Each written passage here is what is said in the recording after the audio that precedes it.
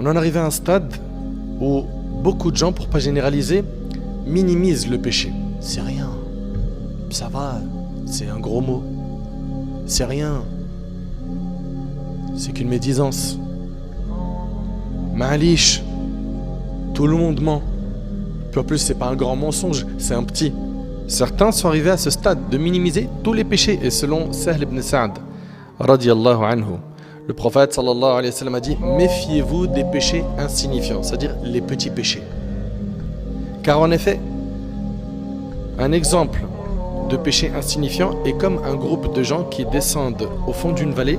L'un d'eux apporte un bâton et un autre apporte un bâton jusqu'à ce qu'ils cuisent leur pain. En vérité, les péchés insignifiants, c'est-à-dire les petits péchés, si quelqu'un en est tenu responsable, il périt, rapporté par Ahmed. En fait, il faut que tu comprennes qu'un petit péché, plus un autre petit péché, plus un autre petit péché, mais finalement, tu vas ouvrir la porte des grands péchés. Tu vas trouver cette audace à faire les petits péchés. Le diable ne va pas te laisser ici. Il veut ta destruction. Il veut que tu sois parmi les perdants le jour du jugement. Donc, il va te rapprocher des petits péchés, puis après des grands péchés, et puis allez, vas-y, sors d'islam. Anas ibn Malik, radiyallahu anhu, subhanallah, lui c'est un compagnon.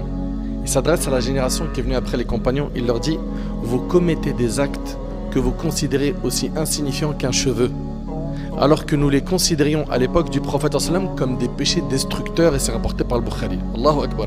Il parle à la génération qui est venue après celle des compagnons. Il leur dit: vous faites des péchés qui sont à vos yeux plus insignifiants qu'un cheveu. Alors que nous, à l'époque du prophète sallam, on les considérait comme destructeurs. Mais si Anas radiyallahu anhu il venait à notre époque, qu'est-ce qu'il dirait?